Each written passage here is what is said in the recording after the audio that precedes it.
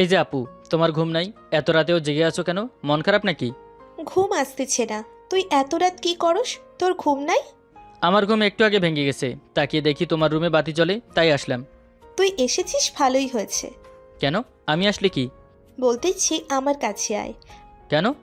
আবারও কেন মাথা নষ্ট করিস না। এসেছি, এখন বলো। আমার খোঁটা লাগছে। আমার না স্ট্রবেরি খাইতে ইচ্ছে করতেছে। এত রাতে স্ট্রবেরি পাবো কোথায়? তোর কাছে আছে, ওখান থেকে দে না আমাকে। দেখো আপু, আমার কাছে কিছু থাকলে তোমাকে কি না দিয়ে খাই? আর আমার কাছে স্ট্রবেরি থাকলে তোমাকে দিতাম না? তোকে দিয়ে কিছুই হবে না। আমি ওকে টান দিয়ে খাটের উপরে শুইয়ে দিলাম, তারপরে ওর বুকের মাঝখানে শুয়ে পড়লাম। দেখো আপু, আমি কিন্তু খালামণিকে ডাক দিব। চুপ, এখন আমি স্ট্রবেরি খাবো। বললাম তো আমার কাছে নেই। তোর কাছে আছে, দেখ আমি খুঁজে নিতেছি। আমি আস্তে আস্তে ওর কাছে চলে গিয়ে ওর স্ট্রবেরির মতো ঠোঁট আঁকড়ে ধরলাম। পুরো পাক্কা 15 মিনিট পরে ছাড়লাম। দাঁড়াও, আমি এখনই খালামণির কাছে যাচ্ছি। তুমি আমাকে যখনই পাও তখনই কিস করো, আজকে আমি বলবোই। সরি ছোট ভাইয়া বলিস না, তোকে আমি আর কোনো সময় কিস করব না, প্রমিস। সেদিনও প্রমিস করছিলা, মনে আছে? আমি কি করব বল? তোকে কিস করতে না পারলে আমার ভালো লাগে না। ছোটবেলার অভ্যেস। ছোটবেলার তোকে তো আমি কোলে নিতাম, তখনকার কিস করতাম। আর এখনো করতে ইচ্ছে করে। আমি এখন তো অনেক বড় হয়ে গেছি, কলেজে পড়ি। আর তখন তো পিচ্ছি ছিলাম, তখন হয়তো তুমি করতা, তাই বলে এখনো করতে হবে? কোনো কথা বলবি না।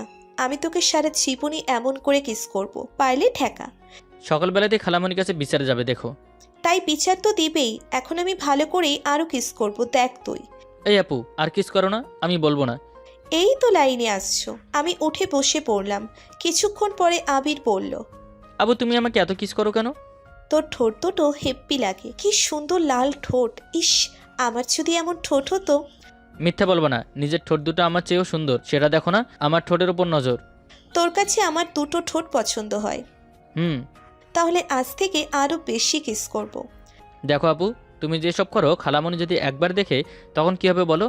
নো টেনশন, সেটা নিয়ে তোর ভাবতে হবে না। তোমাকে নিয়ে হয় না। আমি রুমে চলে গেলাম, ঘুমাচ্ছে, আর তুমিও ঘুমিয়ে পড়ো। আমার ঘুম আসে না। তো কি করবা? কিছু না। আচ্ছা তুই যা, সকালবেলা উঠে পড়িস। ঘুরতে যাব তোর সাথে, শিশিরের ভিতরে হাঁটবো।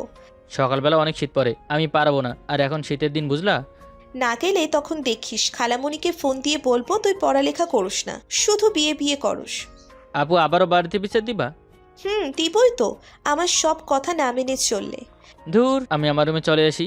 এসে শুয়ে পড়লাম, শীত করছে। এতক্ষণ ভালোই লাগছিল, রুমে আসার পরই শীত বেড়ে গেল। আপু আমার সাথে সবসময় এমন কেন করে? এত কিস খাইলে আমি তো পাগল হয়ে যাব। কেন এত কিস করে? আমি ঘুমিয়ে পড়লাম। সকাল সকাল ডাক। এই যে কানাই, উঠো, সকাল 6টা, এখনই যাবার পারফেক্ট টাইম। আপু, তুমি আমাকে বানাই বলো কেন? আমি কি কানা? এত ঢং করতে হবে না তোকে। আমি সব বলে ডাকবো। কানু, কানাই, আরো যত সব আছে ওইগুলো সব বলবো।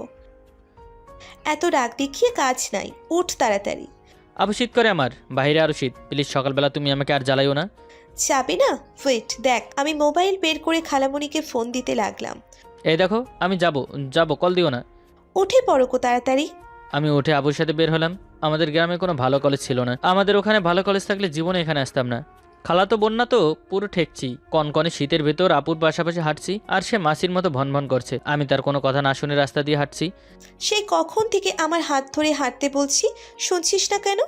আপু, আমার পকেট দিয়ে হাত বের করবো না, তাহলে শীত লাগবে। শীতের গোষ্ঠী, কোনো শীত নাই, হাত ধর।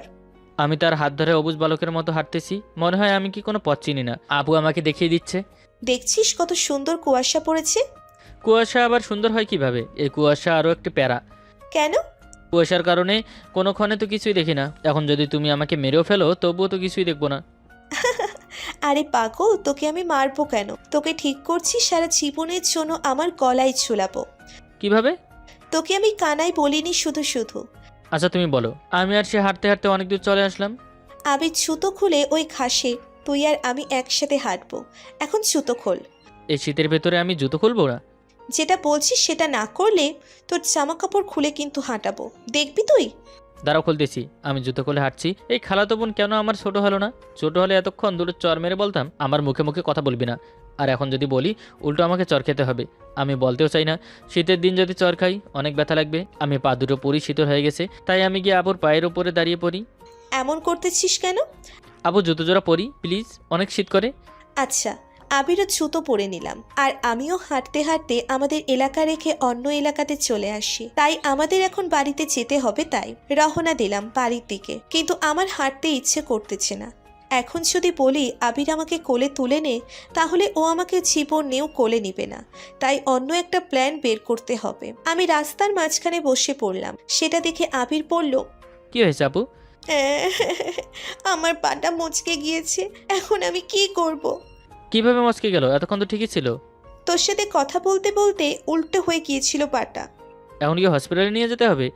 না, আমাকে কোলে নে। এত দূর থেকে কিভাবে আমি কোলে নিব? সেটা আমি জানি না। আমি তাকে কোলে নিব? এমন সময় কোথা থেকে যেন একটা রিক্সা এসে পড়লো। যাই হোক, আমার কপালটা ভালো, আমি রিক্সাওয়ালাকে দাঁড়াতে বলে ওকে নিয়ে রিক্সায় উঠে পড়লাম। ভাবছিলাম কোলে নিবে, কিন্তু কুত্তাটা তো কোলে নিলই না, উল্টে রিক্সাতে উঠিয়ে দিল। এগুলো আমি মনে মনে ভাবতেছি। আমি তো তোর কোলে একদিন না একদিন উঠবই। কি আপু, ব্যথা কমেছে? চুপ, কথা বলিস না, চুপ হয়ে থাক। অনেকক্ষণ পরে বাড়িতে এসে পড়লাম, তাই আমি আমার রুমে চলে আসি। কিছুক্ষণ পরে আবির আসলো। আবু, তোমার নাকি পা মুচকে গেছে? এখন হাঁটো কিভাবে? বাড়িতে আসতে না আসতে ঠিক হয়ে গেছে। এখন কিছু খেয়ে চল, কলেজে যাওয়া যাক। ঠিক আছে, আমি নাস্তা করে নিলাম, তারপর কলেজের পোশাকটা পরে নিলাম। আবুর জন্য ওয়েট করছি। এই মেয়েটার সময় বেশি লাগবে, আটা ময়দা মাখতে মাখতে অনেক লেট করবে। এত সুন্দর মেয়ের আটা ময়দা মাখা লাগবে কেন? আমি বুঝি না। ও আমাদের পরিচয়টি তো দেওয়া হয়নি। আমি হলাম আবির হাসান, এবার ইন্টার ফার্স্ট ইয়ারে পড়ছি। আর যে এমন করছে সে হলো আমার একমাত্র বড় লোক বাবার একমাত্র মেয়ে। ওর নাম হলো লিজা, আমার খালাতো বোন। ও অনার্সে পড়ছে, আমার থেকে অনেক বড়। আপনারা তো ভাবছেন আমার এখানে পড়তে আসার কারণ কি?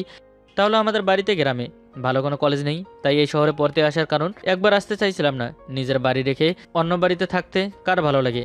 নিজের বাড়ি এর চেয়ে অনেক ভালো ছিল। আসার পর থেকে গুন্ডি খালাতো বোনের দুষ্টমি আর ফাজলামো বেড়ে গেছে। তবে আমাকে অনেক ভালোবাসে, কেন যে সে এটা করে সেটা আজ পর্যন্ত জানতে পারলাম না।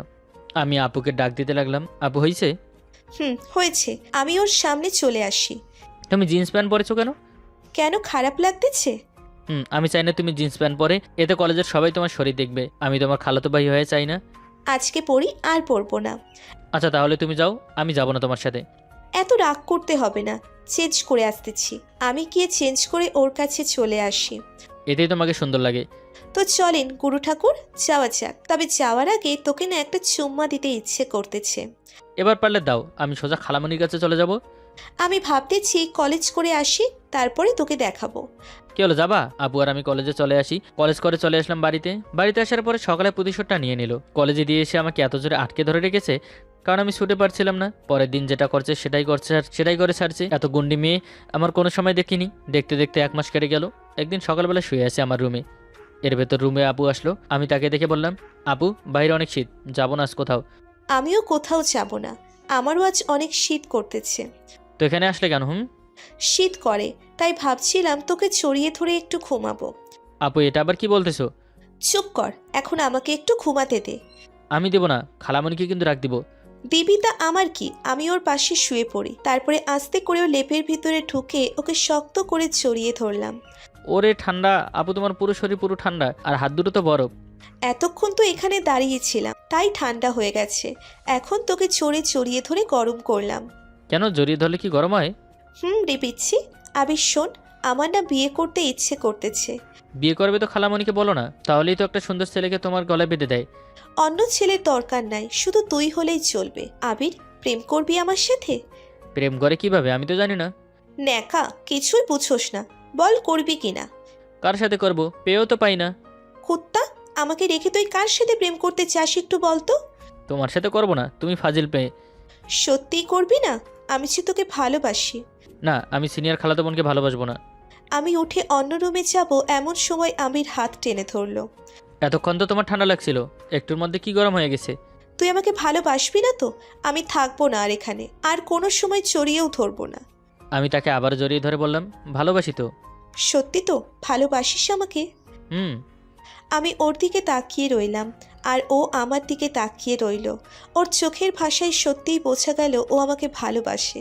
অতঃপর শুরু হয়েছিল আমাদের দুষ্টু মিষ্টি খুনসুটি।